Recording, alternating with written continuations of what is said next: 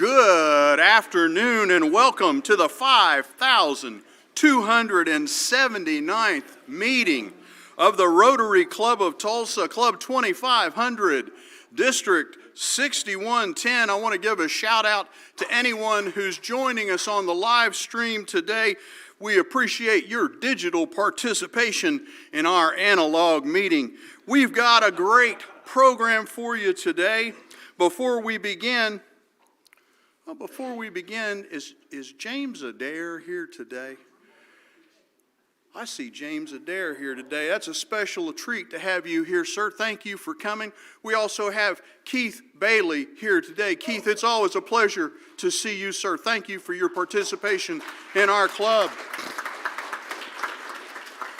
James is a longtime sponsor of our club through Claude Neon Federal Signs. We're glad to see him. I believe he has his son with him today as a future member. We're going to have an invocation and pledge led by DJ Morrow Ingram, your president-elect nominee, followed by guest introductions led by past President Bob Sade.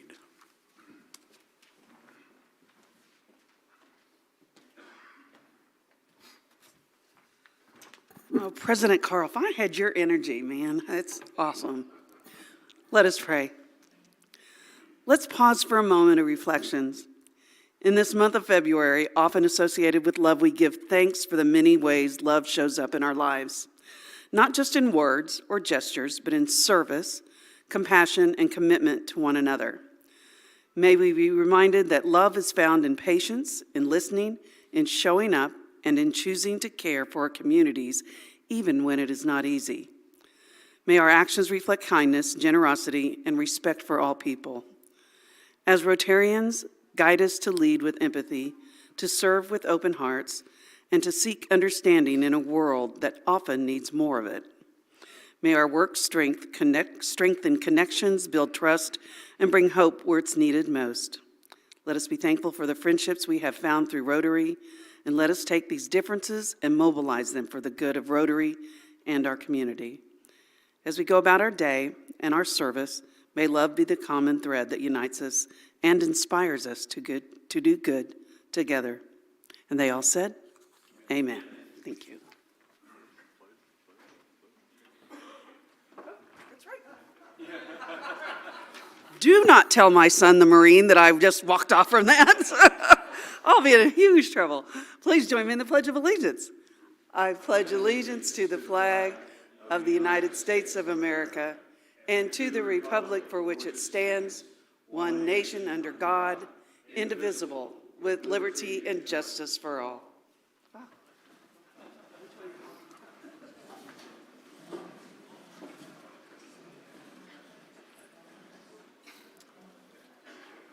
We are always honored to have guests with us, and at this time I will introduce the guest and their host Rotarian, ask them to stand, and as we say every week, we will hold our applause until all have been introduced. We say this every week because of people like Ed Manette and our friends from OU that need to hear it all the time. So, Christopher Bryan has as his guest Lisa Mast with Narrative Structure. You're not standing? Thank you. Carol Craig has Phil and Michelle Doyle. Margaret Butler is here with her husband Tim Disney. Andrea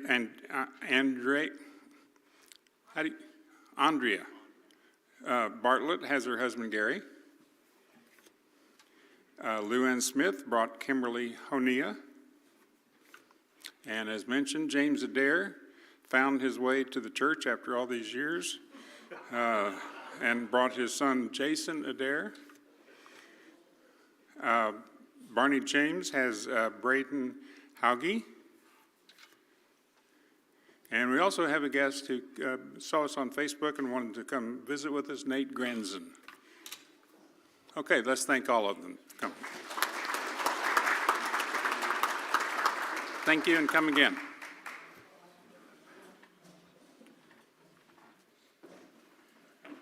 I have two things to say about Bob. Remember, a couple of weeks ago, we did our Rotary DNA and we talked about the stunts committee. One of the stunts that was featured was a past president being roasted, and we saw a picture. We saw three gentlemen carrying a chair on which this past president was seated. If you were looking at that picture, the gentleman on the front right was a handsome devil.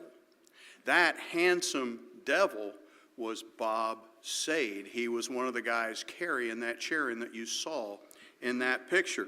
The other thing, speaking of Rotary DNA, we talked about the wild game dinners last week. And Bob pointed out to me that there was not a wild game dinner. We talked about the largest of those wild game dinners, but there were multiple wild game dinners, and Bob actually chaired one of those events. So we've got a legacy of great events here, and Bob's been involved in many of those over the years. So I think at this time, we've got Dylan Harden coming to give us a membership committee update.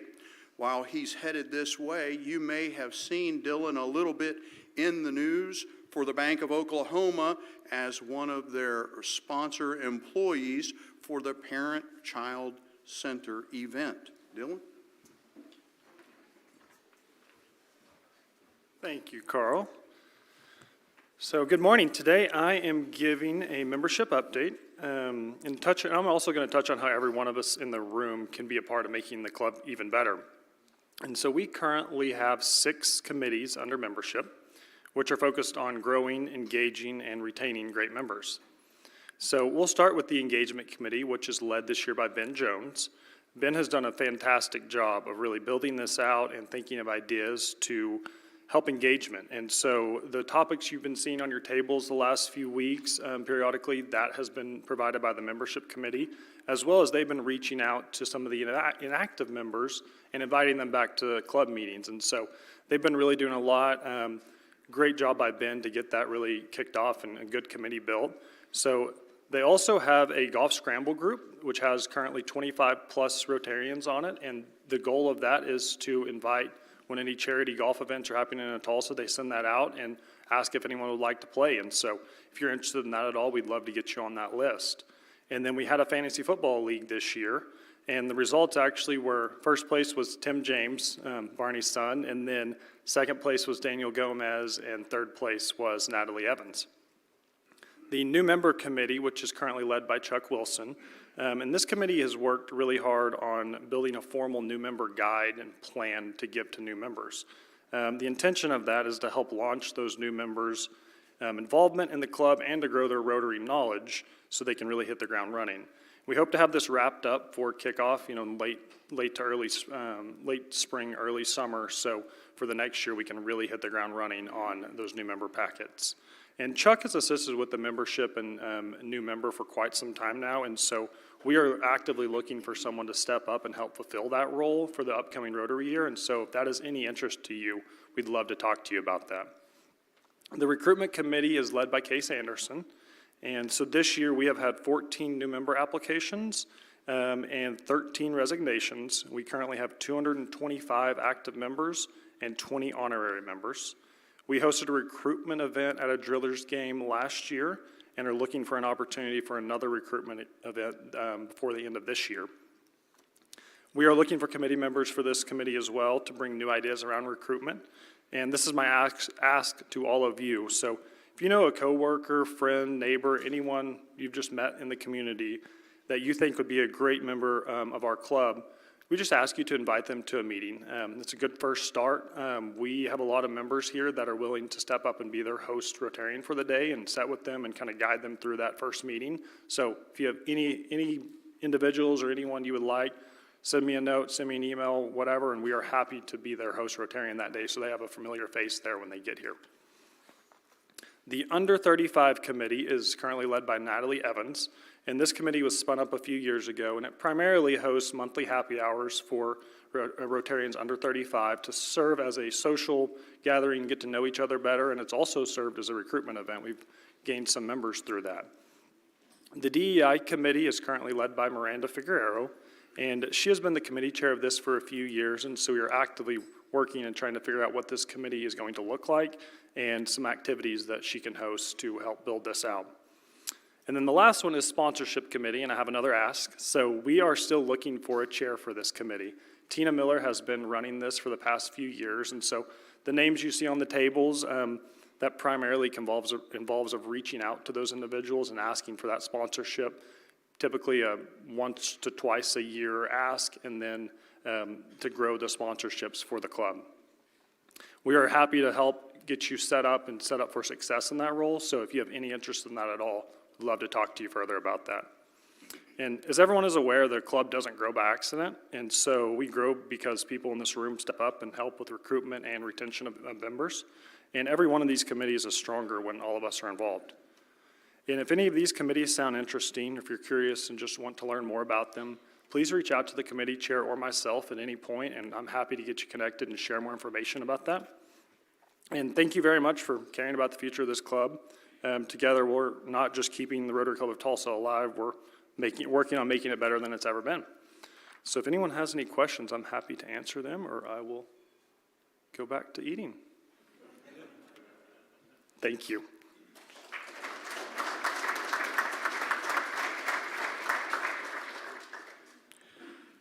Dylan and his team have done a great job.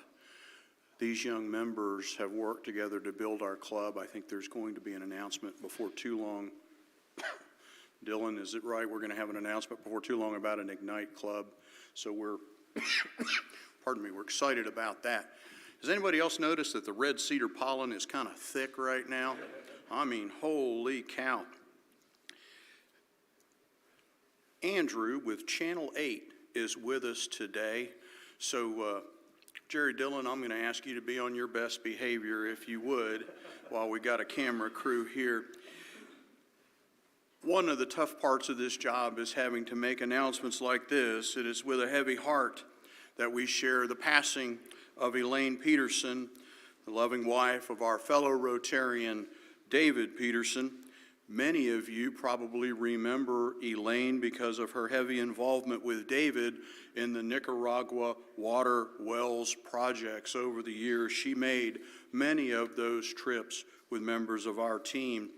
There's going to be a memorial service for Elaine on Thursday, February 5th. That's tomorrow at 1 o'clock at the Church of Jesus Christ of Latter-day Saints, located at 12110 East 7th Street in Tulsa.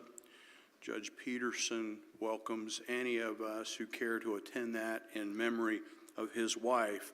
Certainly, our thoughts and prayers are with him and his family. On a more joyful note, you guys stepped up, and we had enough host families to take care of our Scry Youth Exchange students last weekend. My friends Andrea Nielsen Bartlett and Gary Bartlett and many others of you hosted several of those kids. Gary and Andrea stepped up at the last minute, hosted two young men at their house, and they got together with Aaron Wendt, sitting back there, who hosted 4 young ladies at his house, and they did some joint activities. Andrea used to be a docent at Philbrook, and they went there and toured Philbrook and introduced those kids from outside of this country to some Oklahoma culture that wasn't exactly country western music. So we appreciate you representing our city in that way. To the other families who participated in that, we're grateful for that help. You saved Alan Whalen quite a bit of blood pressure medication, possible stroke. Some of the others of you have stepped up recently, and we've got hosts for all of our fireside meetings on February 17th, 18th, and 19th. Our hosts include the lovely and talented Eric Ortega, Chuck Wilson, Tim Nall, Carol Whitehill, and John Howland. There's additional details on how you can register to attend the fireside meeting of your choice in the Monday message. Now, there's a rumor that John Howland's place is going to have the best refreshments. I don't know if that's true or not, but your registration is first comes, first served, so you can register sooner to get the fireside host that you would most like. Got a little more Rotary DNA for you today. We're not going to go so far back into the past for this one. Our Rotary Club of Tulsa Centennial Gala celebration was held on April 1st, 2015. That was exactly 100 years to the day since our club was originally chartered. Now, I want to point out something interesting. We have a member sitting amongst us today whose family has been continually involved in this club since before it was chartered. And that's Bill Glenn. And he's been a part of this club for a long time. His family's been a part of this club since before it was chartered. That's quite a remarkable feat, I believe. And so, Bill, we appreciate your membership in our club. Thank you.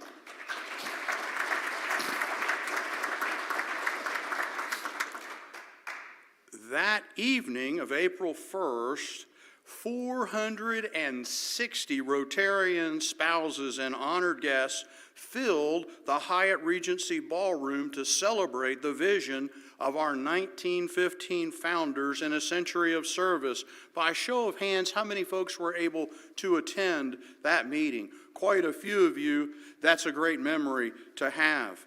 The black tie celebration began with a splendid reception and dinner, followed by a dramatic entrance to the dining hall by the University of Tulsa Marching Band. They burst into the ballroom playing John Philip Sousa's Stars and Stripes Forever. Past presidents were recognized during the program, and the club received in-person, on-site recognition from then Oklahoma Governor Mary Fallin, and Rotary International past president Wilfred Wilkinson was there as well. A centennial tribute video produced by a world-renowned Tulsa historical videographer by the name of Jack Frank premiered during the program and beautifully captured our 100-year journey. Musical highlights included the Rotary Men of Note performing, and you'll remember this from the first meeting of this Rotary year, "Oh Rotary." And a captivating performance was presented by Jana J., Country Music Hall of Fame inductee and queen of the country fiddle. The evening concluded with a moving rendition of Hope, the gala's theme, performed by past Crescendo Music Award winner Mary Beth Nelson. The celebration reflected the vision of Centennial co-chair and first woman president of our club, Linda Bradshaw, and President Rhonda Hayes, who I know is with us because I saw her earlier, there she is, at the guest table. She closed the evening with a toast to Rotary's next century of service. In a memorable finale, Williams Companies saluted the Rotary Club of Tulsa, thank you, Keith Bailey, with a celebratory lighting from within its 52-story tower, the 100-year marker. Today, we're especially honored to welcome the man who helped us see our history in motion. Tulsa historical videographer Jack Frank created the Centennial Tribute video that captured 100 years of Rotary service in a truly meaningful way. Jack's with us as our speaker, but before we hear from Jack, I have the pleasure of introducing the Rotarian of the day, my friend David Wagner. David Wagner joined Schnocky Turnbow Frank, a strategic communications and management consulting firm, in 2010. He is a partner and the chief financial officer with responsibilities for the overall financial operations of the firm's offices in Tulsa and Oklahoma City, in addition to his work with client services, community engagement, and business development. David also leads the faith-based initiative at the firm, helping organizations of all faiths with public relations, organizational development, executive services, and overall performance. David has served more than 30 years in leadership roles in public relations, community relations, development, and education. I believe, David, that would qualify as a career. Prior to Schnocky Turnbow Frank, David worked at Oral Roberts University for 12 years, where he held several positions and most recently served as Vice President of University Relations and Development. Earlier in his career, David lived in Wisconsin, where he worked many years in the education field, including 16 years as principal of Abundant Life Christian School in Madison, Wisconsin. David has been a member of the Rotary Club of Tulsa since 2011, when Chuck Turnbow tricked him into joining, and has been active in committees, chaired the program committee, and is a past president. One of his favorite Rotary stories is a ride back to the office in 2011 with Steve Turnbow. Steve was then a member of our club, and Steve had invited David to attend that particular meeting as his guest. On the ride back to the office, Steve turned to David and said, "You're going to join the Rotary Club of Tulsa for our firm, as I'm retiring from the club in another month." David says that was a bait and switch moment, but one which he's never regretted. Please welcome me and join me in welcoming distinguished past president David Wagner.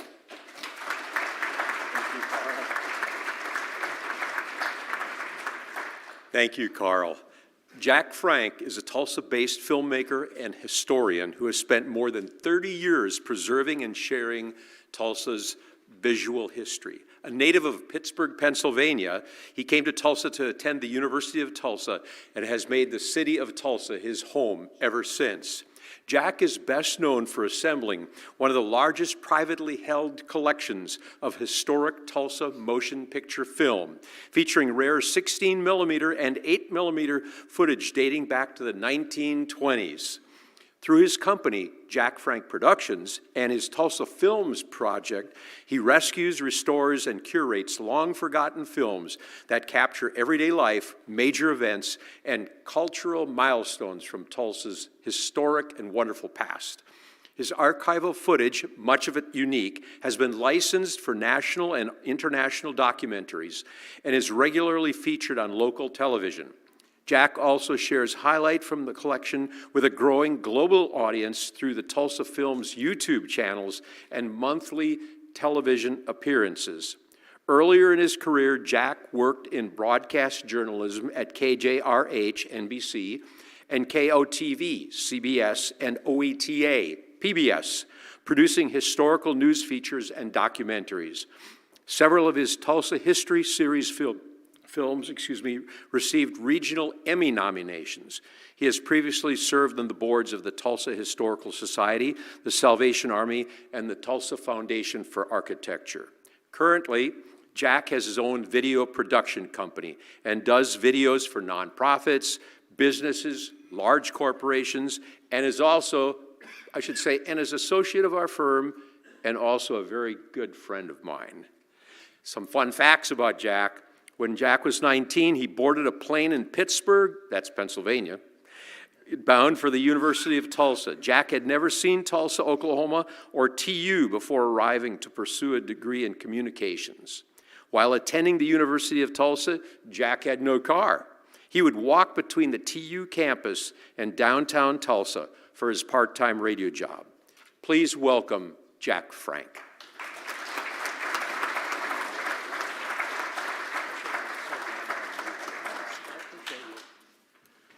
Thanks to David and to Carl and to everybody who was here, came to hear me.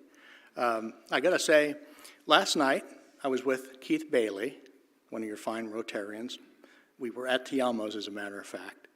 And Keith said, "Hey, if you need an applause, just give me a hand signal and I'll start applaud." But the problem is I forgot what the hand signal is. So if Keith starts applauding randomly, it's just because I moved and he thought that was the signal to go. This wasn't going to be part of my presentation, but I have a quick story because they mentioned Pittsburgh, Pennsylvania, where I'm from. This is something you can tell at your next cocktail party. So Pittsburgh, Pennsylvania, has an H at the end, right? Pittsburgh, Kansas named itself after Pittsburgh, but Pittsburgh, Kansas, and Pittsburgh County, Oklahoma have no H at the end. So, and that is because at one time the United States government said to cities in the United States, you can't have an H at the end of the name because it's too much like England, like Edinburgh. So all the United States cities were stripped of the H at the back of their name. So that's when Pittsburgh Street in Tulsa, Pittsburgh, Kansas, Pittsburgh County, Oklahoma, were named after Pittsburgh, Pennsylvania, when it had no H. Pittsburgh wanted to have its H, so they petitioned or whatever they did to the federal government or the U.S. government and got their H back. So that's why Pittsburgh Street in Tulsa has no H, but it was named after the Pittsburgh, Pennsylvania. Pittsburgh County has no H. So just some random tidbit for your next cocktail party. I appreciate you guys coming out, and I appreciate what the Rotary has done for Tulsa's history, too, because it was how many years ago that you rescued the Burrow Ford collection or helped? 2005. For those that don't know, Burrow Ford was a collector of Tulsa memorabilia and photos, and there was danger of that going to Oklahoma City, and the Tulsa Rotary Club stepped in and helped save it here in Tulsa. So I appreciate that, and I came to speak to the Rotary about 12 years ago as well. So I'll give you a little bit of my history, but what I'm more excited about is I have film footage, and that's more interesting than listen to me talk, but I'll set this up in this way. I got into this, I was at station manager of OETA, a public television station here in Tulsa, and we helped retrieve some old KOTV Channel 6 film that was thrown into a dumpster behind their building. I worked with the Historical Society at retrieving it and archiving it, and I put it on TV at OETA. Channel 6 saw it and said, hey, we like that, can we run it? So it was funny that it initially aired on their station, we dug it out of the dumpster, and then it re-aired back on their station. But those are the days when news was shot on film. Everybody here knows, hopefully, the difference between film and videotape, and now we shoot on cards. But as a result of me putting some old Channel 6 stories on TV, people began bringing to me their old films out of their attics and garages and closets, film that was 16 millimeter going back to the 1920s. And back in those days, there were no professional TV stations, there were no professional cameramen running around. So the images that we have from 100 years ago were all taken by people like you with a movie camera in their front yard, or they'd go to a parade downtown, and those people would come to me, and we would digitize their films, and everything I've received to this day has been digitized to hard drives, saved, though and we'll talk about this, AI keeps advancing things and giving us the tools to make things look better, to enhance the motion, to colorize the past. So it's all very exciting what's happening in AI. AI, of course, can be very scary because it can create images that aren't real, but we're using it to not change history, but to enhance it, to make it more interesting for today's audiences. I think there's a big debate. If you put it out there on the internet, people would come down on both sides about whether colorizing old film is a good thing or bad thing. We're not changing it. We're not changing the original, but we're changing it so it looks like something you'd see today. And long gone are the days where we have to watch kind of that flickery, when Babe Ruth would hit a home run, he'd run real fast to first base, and that's all gone because we speed correct things now. We take out scratches, we take out any kind of flaw in the film, and we can colorize it if we want. Anyway, so a lot of what you're seeing today was shot by Tulsans. Just a few names of people that have given me their films. I don't know if you know any of these people. Jack Fries, he was an attorney in Tulsa. Winifred Chick, Shirley Rhodes, these people are all gone. But they're the real heroes of this because they came to me with their box load of film and said, here you go, you can have it. And there was no real agreement other than I made them a VHS tape of the film. That's how long ago we started. So I'm going to start showing you some of the film that I've collected, and these are the films. Keep in mind, these are films that were taken by people like you. Back before cell phones, people had to get out their clunky cameras and take movies, and they would go to parades and front yards and all around Tulsa. Now, this is a skyline, one of the earliest. You can see there's no BOK tower. This is about 1929. We often can tell what era film is from is by the buildings. Both of these buildings were built in the late 1920s. That's the building David and I work at on the right-hand side. It's called the Thompson Building now. Back in the day, Tulsa used to have what was called the Rose Carnival. And these were Rose Carnival parades downtown, very elaborate affairs. That Western Auto Supply is right around where the City Hall is today. You're standing, or I should say the PAC, you're standing kind of on the back door of the PAC looking to the southwest. This was some film donated to us, and we didn't know what it was until we saw the guy in the light color suit. That's Bill Skelly, Tulsa oil man. And we realized what we're looking at that somebody had given us was the first football game at Skelly Stadium on the University of Tulsa campus. Bill Skelly had given a great amount of money to that. And if you know Tulsa and can look at the people, I've since spotted, I think in the background somewhere you'll see Wade Phillips. You hardly ever see film footage, motion pictures of Wade Phillips. I'll try to point them out here. But these are great. That's Wade Phillips on the far right. He's the, Phil Phillips Petroleum and Phil Brook. And there's Bill Skelly. These photos, this is 1928. This is film that we have colorized. This is ice skating at Swan Lake. You know where Swan Lake is. Apparently Tulsa had a great cold snap come through in 1928. Many days below freezing, many days even in the zeros. These are, I love these because this film was taken at 1608 South, sorry, I didn't even have time to finish that one. This is the Coliseum downtown. The Coliseum was kind of the BOK center of its day. People would go down there to ice skate and to see wrestling matches. And you see the guy that says official, they would have members of the Tulsa Oilers hockey team go down and skate with people. So these are members of the Tulsa Oilers hockey team, 1928, skating at the Coliseum, which was at 6th and Elgin downtown. There's a parking lot there today because the Coliseum burned in 1955. And of note, that was the first, when the Coliseum burned, it was the first event carried live on Tulsa TV. These are also colorized films. They're not perfect, but AI does a pretty good job at guessing how people looked. And I love the woman with the fox around her. Is it a fox or mink? And people might say, oh, I have film of us, but you don't want to see that because it's just us goofing off in the front yard. And it's like, well, it's important to us. This is really important to me. This is Amelia Earhart with no sleeves, standing on what is the Tulsa Garden Center. Some people lived there. J. Arthur Hall, whose wife was a big supporter of aviation, lived in the house that is now the Garden Center, had Amelia Earhart over. The woman in the white hat in the middle is Dorothy McBurney. You've heard of the McBurney Mansion. That's the daughter of that's Dorothy, who was the daughter of the people who built the McBurney Mansion. Amelia was here in her autogyro. That's the autogyro. And there were a lot of aviation supporters in Tulsa. It was early in aviation. This is the old Tulsa airport. And Amelia was flying her autogyro cross-country to promote aviation.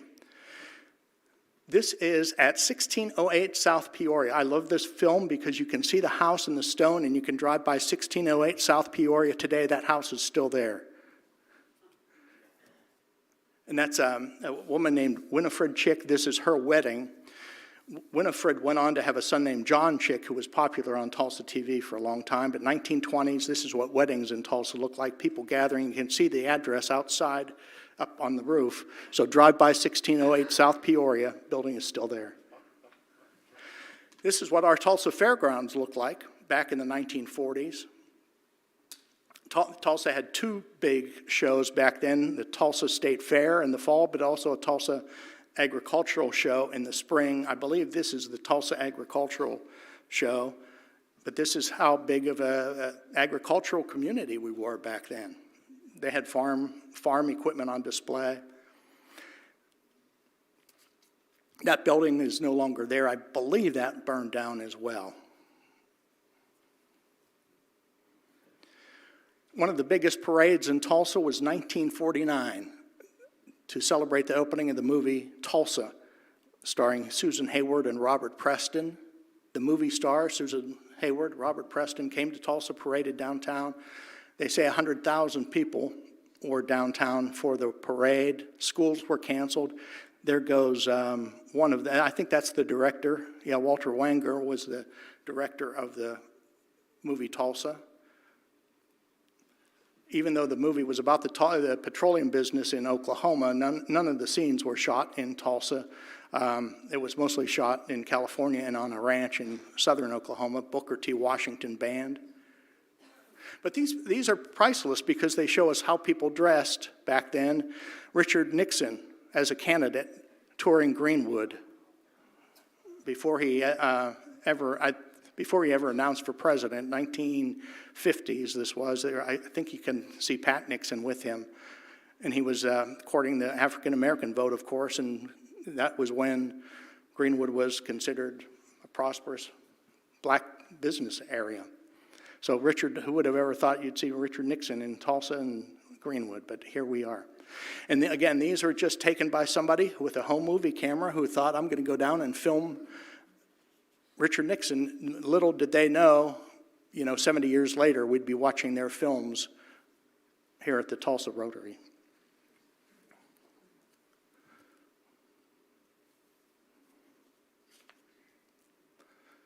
And some of these films we have not yet done the proper correction on, so I'm showing you a combination of film as 16 millimeter that has been enhanced and has not. This is another parade. This is right at 5th and Main where the fountain is today. The people go around, that's the Mayo building that's still there in the background. I lived there for a period. It's catty corner to our Schnocky Turnbow Frank. But this was actually part of the 1957 festivities where they buried the Plymouth downtown. This was a parade leading up to it. It was celebrating Oklahoma's 50 years of statehood. Again, you can see this was before people had as much to do as they had, and so a parade downtown brought out big crowds. Tulsa Airport, it was called the Tulsa Municipal Airport, and these people, it's funny to see how easy it was to go to the airport. People could mill around on the tarmac, no security lines. The terminal building was considered an Art Deco gem, and it's gone now. This terminal was closer to Sheridan and Virgin. Same runways that they use today, or essentially the same runways, but the terminal is in a different spot. But I like it because you can see how dressed up people got to go to the airport and get on a plane. No sweatsuits, no pajamas. Christmas parade, early 1950s. You wouldn't know that by looking at these wacky characters, but this is how Tulsa celebrated Christmas at one time with floats. I think they probably rented these from somewhere, and they weren't necessarily all Christmas themed. These films, because as we moved into the 1950s, film was shot in color, so this film was actually shot in color, but we've done a lot to restore these and bring them back. And again, I keep saying, but these are movies that came from people like you. These weren't professionally shot. These were just people that would take their cameras down, have it all developed, and show it to their families in their living rooms and wherever.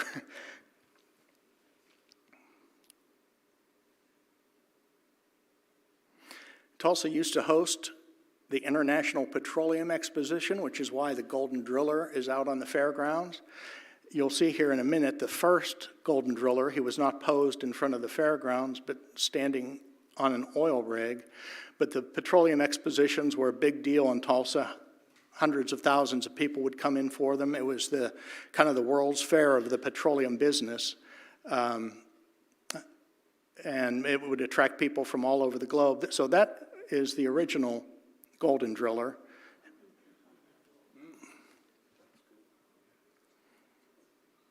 Everybody who had anything to do with the oil business would go to this, and houses would be rented out. Tulsa would be swamped with visitors for weeks, and then the International Petroleum Exposition eventually would move to Houston, Texas.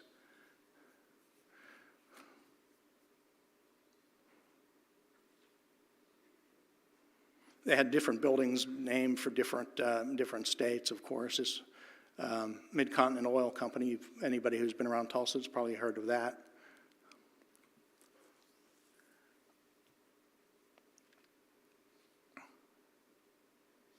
And remember, when people shot film, it wasn't today like where everything's free. You shoot video on your phone and it's all free. They had to pay to get this developed too. This is, as you may know, some people probably know, Tulsa used to have an airport at 61st and Yale and 51st and Sheridan. There were small airports. This is Brown Airport at 61st and Yale, catty corner to where St. Francis is today. Tulsa was a big aviation town back then, and lots of interest in aviation. Lots of the oil companies had planes. Lots of oil families had planes. And people like the story about, if you look at, I want to say Sandusky, but what's the street? It runs parallel to Yale. Urbana is a wider street because it used to be an airport runway. This is the opening of Utica Square, 1955. Utica Square was poo-pooed by a lot of people because they said, oh, nobody will go there. That's too far out in the suburbs. People want to shop downtown. So this is when people were still used to shopping downtown. An outdoor shopping mall was a unique thing. But it's interesting. You can see the different companies that were there. You could see there was a Safeway store. I think I saw Phillips. Yeah, there's a Phillips Petroleum, Phillips 66. And you can see in the background, you caught a glimpse of St. John before it was developed very much. I think she's driving down where kind of Queenies would be today, maybe, or a little bit further up. This was actually part of a promotional film that Life magazine did. They came to Tulsa to promote Utica Square, and they had somebody in a swanky convertible drive around and for the camera. TG&Y. I think you could even see there's a shot coming up of Walgreens, which is funny because they left Utica Square and then came back. Just wanted to show this is downtown Tulsa, 1960s, late 50s, probably 1958, but you're looking south on Boston Avenue. You can see how congested it would be. This is looking north on Boston. You can see the NBT Tower, which is called the 320 building now, but you can see how many people were there. 1950s, Tulsa's downtown was still vibrant. This is clips from a KOTV show called Dance Party that they held in the 1960s. You remember Dick Clark's dance party that was kids would go into the studio and dance. Well, this is Channel 6's local version of Dance Party. This is the opening of South Roads Shopping Center, 41st and Yale. Look at in the background how there's nothing out there. Groundbreaking, I shouldn't say opening, but the groundbreaking for South Roads. And that's where, the cinema is today, the theater. Used to be, again, this was as Tulsa was growing, as Tulsa was moving to the south. Another shot of downtown. This is, what is that? Is that Boulder? That's Boulder looking north. You would be looking out from where the One Oak building is today. Every year they'd have the Miss Oklahoma pageant in Tulsa, and all the Miss Oklahoma contestants would parade in convertibles through downtown. This is the Miss Oklahoma, the contestants. Yeah, you can see the, okay, so this is how film looks, and then you'll see it how after we can colorize it. You can see it changing to color. So that's just an example of how we can take old film. I'm going to be showing some things we've already seen, but how we've colorized them and how it brings it back to life. This was the first, as I said, that was the opening of Skelly Stadium, first football game. Tulsa beat Arkansas in that game, and that was the last time Tulsa beat Arkansas, I think. Just kidding. Here's that wedding we saw earlier. It was a house on 1608 South Peoria. This is what it looks like colorized. This is the Coliseum ice skating. This is how it looks colorized. Dark images don't do as well with the algorithm, but it'll keep getting better and better. But you can see, again, this is all a touch of a button by us telling AI to colorize it, and it knows the hockey boards are white, the ice is white, she's wearing blue. This is a scene from Greenwood, a thriving soda bottling plant in Greenwood that we colorized. This was 1925, so this was 4 years after the race massacre, and as you know, Greenwood was rebuilt and became a thriving business district again. After the race massacre, a lot of the buildings were rebuilt by the entrepreneurs down there, and this is old movies of what Greenwood looked like, and this was taken by a fellow named Solomon Sir Jones. He was a Baptist preacher who traveled around. This is that footage of Amelia Earhart. Again, I think we have her colorized coming up there, and you can see how the color just brings everything back to life and makes it look so much realistic, so much better, in my opinion. And again, a lot of this we're doing because young people can relate more to the color footage. It looks like more like what they're used to. Two women strolling on Riverside Drive. The camera is facing north. Those apartments back there are still there on the right-hand side. This would have been about 1928. And it's great because it's just family home movies, but it really gives us a glimpse into the history of Tulsa and how this city looked and who we were. You can see the refineries over there across the river. Again, the colorization is not perfect, but this used to cost thousands of dollars to do this, and now a cheap computer program is helping us colorize the past. Here's that parade again, the one that you saw. This is where we're looking at the back end of the PAC Center, but in color. Tulsa wanted to, we're an oil town, but Tulsa wanted to be known for beautiful things too, so they put together these rose carnivals. And I had people tell me from that era that all the kids in school would create roses. It wasn't real roses, roses out of tissue paper. And that's what they put on the cars. This is, this is Norma Smallwood, Miss America, 1926, visiting the Tulsa Oilers baseball team. Their ballpark was at where the Home Depot downtown is today. It was called McNulty Park. If you go to the parking lot of Home Depot, you're pretty much where those people are today. You can see the background. There were the signs for the background. I think I'm kind of running up on time, so I wanted to give time to answer questions.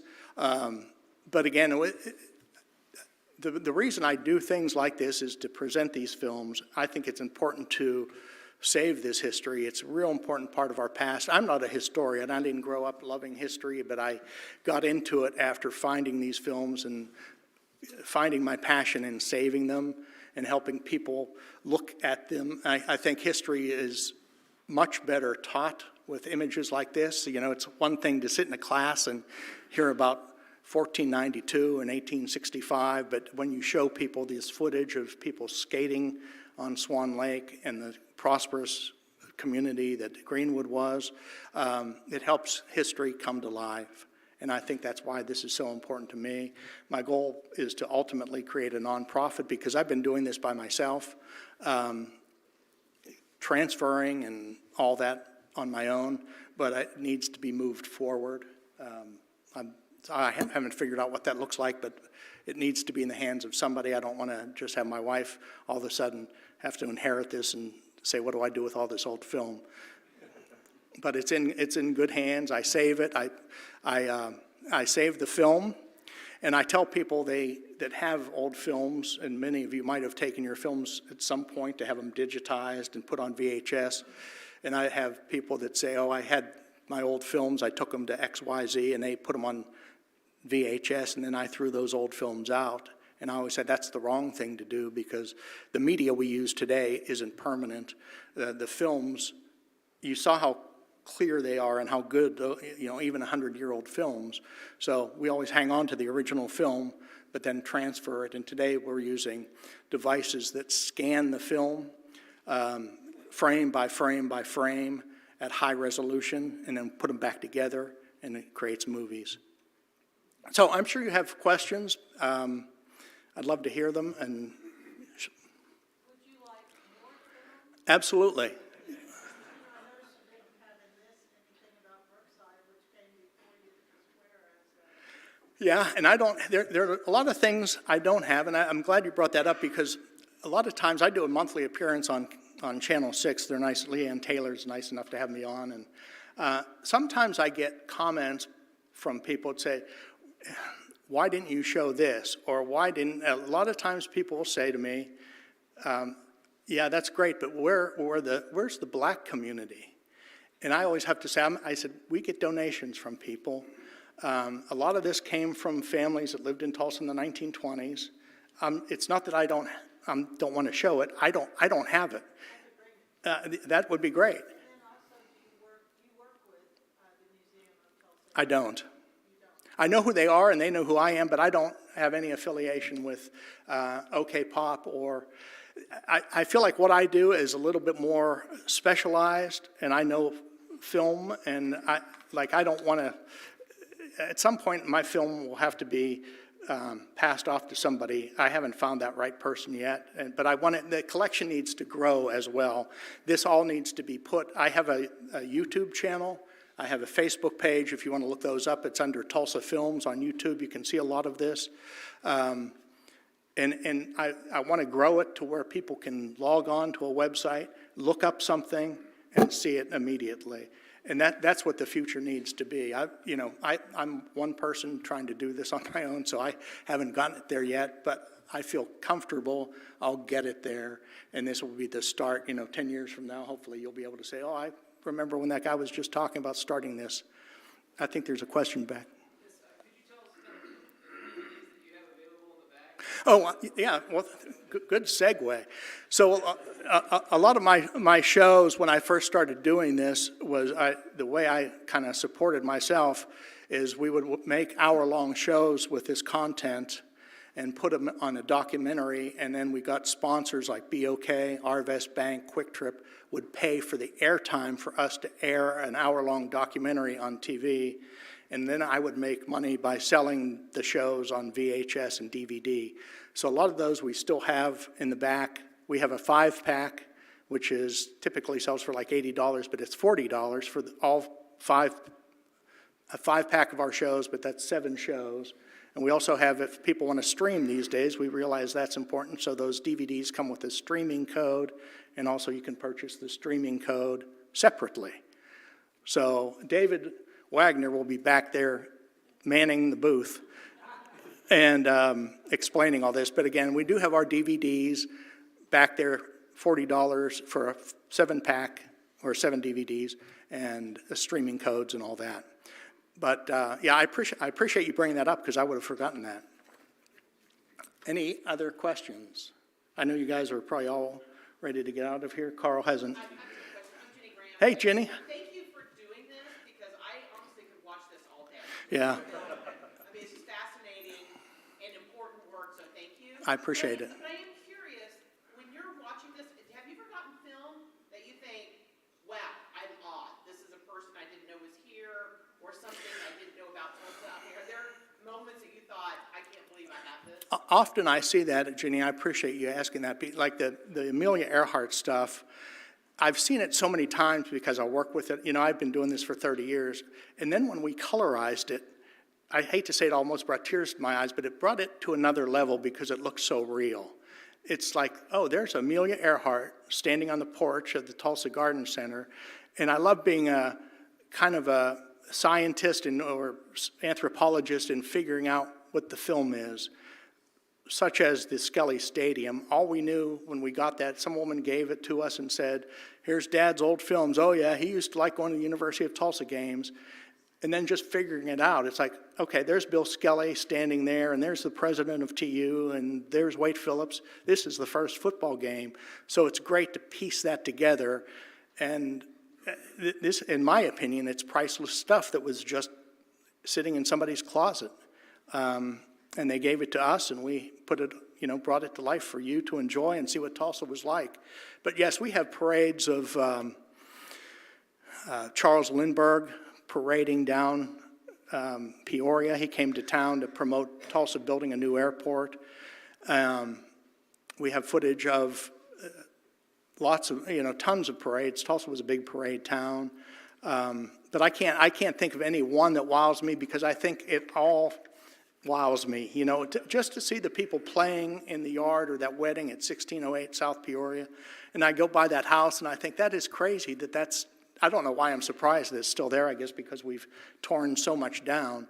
But you can see when we've colorized it, the color put in the brick or the stone is the same that's there today. So AI is getting it pretty close to how it should look. And it'll keep, like I said, it'll keep getting better and better. One more question. Here's a question for you, Jack. Yes, sir. If you were to take a 10-minute black and white video from 1928 Yes. and ask the AI to colorize Yes. it, how long would that take? It depends on your computer. Some stuff is done with the cloud. We do it on our computer, but maybe half an hour on a fast, good computer. And they're programmed. It's not done free because we have to subscribe to programs. But AI, as you know, is moving so fast, and you can't hardly keep up with it. But it's not that long. It's not that long. And I think, let me see a raise of hands. Anybody think black and white is better than the color, or do you like colorized? And again, when we colorize it, it's all just in the computer. It's not like we're going in and colorizing the film stays the same. We're just, I like it because it looks more lifelike to me. And if we're going to show it when we put it on our YouTube channel or on Facebook, I know a younger crowd is seeing it too. And studies have shown that they like to see things that look more real and not so distant as flickering black and white images. So thank you all. You've been great. This is always so fun for me.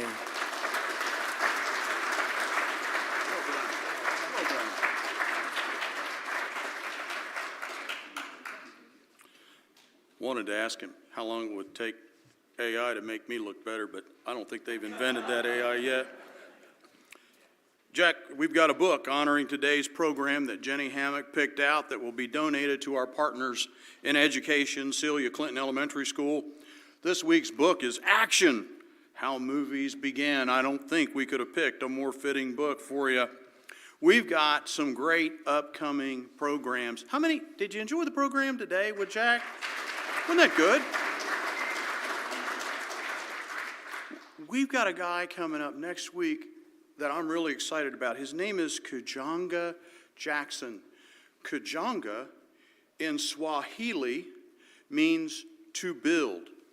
Now, Eric Ortega, you speak another language natively.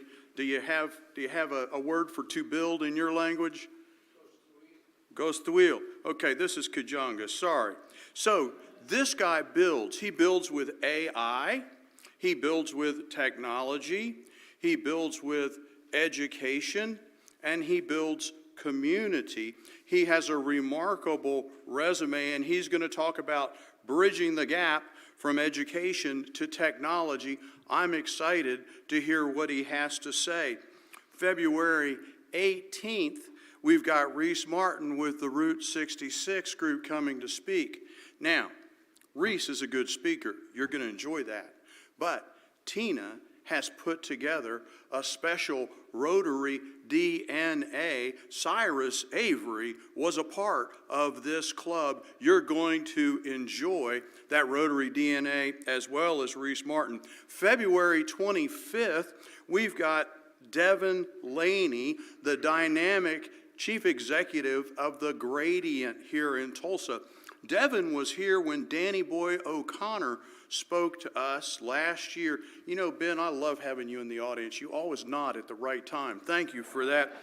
And he's just a dynamic guy. You'll enjoy hearing what he has to say. We have one committee meeting today.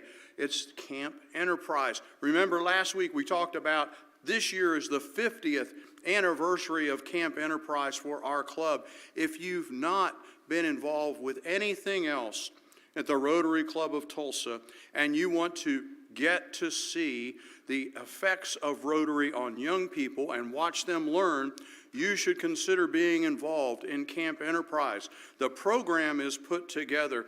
The games that the kids play to learn are set. The curriculum is set. All you have to do is show up and be a part of it. You don't have to do a lot of work. Case Anderson and Mr. Bovaird have done all the work. You just have to show up and help out a little bit. I've been told it is a fabulous experience. I hope you'll consider investing some time in it.